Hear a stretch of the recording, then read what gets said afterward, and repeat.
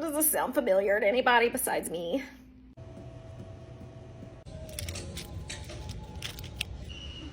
Libby, you gotta go potty? Yes! Get some sugar, I gotta get in! You wanna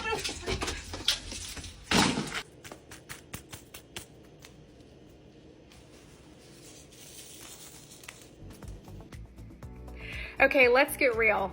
Whether you have had babies or you are just a grown-ass woman with a bladder that has betrayed you, urinary incontinence and pelvic floor relaxation are very real and very common.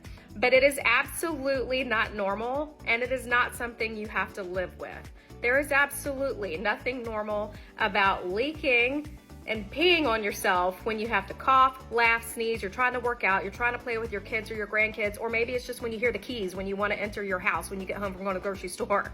That is your pelvic floor waving a little white flag saying, help me, help me.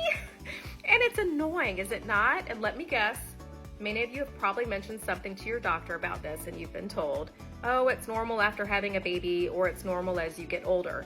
I'm calling BS. Okay, just like any other part of your body, in between the bladder and the vagina, we have connective tissue and musculature that provides support. In between the vagina and the rectum, we have connective tissue and muscles that give support. With age, even if you don't have children, just like any other part of the body, this area can weaken with time. But especially with having babies, okay, your body is a miracle. If you have had babies, it is a miracle.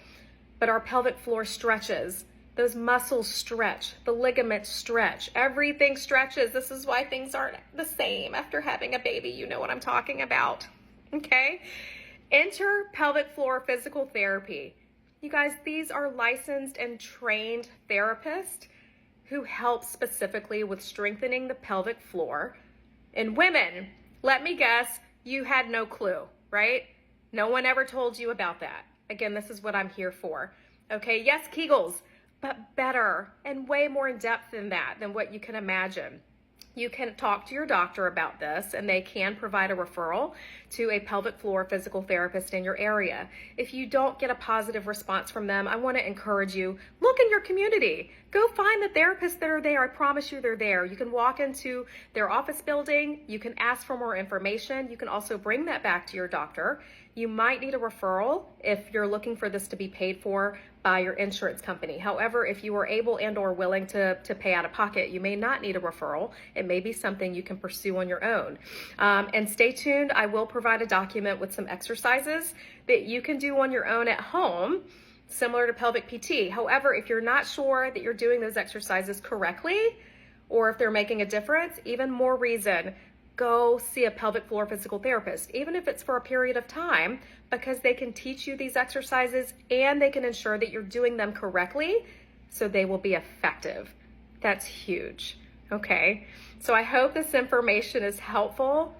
Follow me at Dr. Payne Delivers for more no BS women's health information with maybe just a little bit of humor.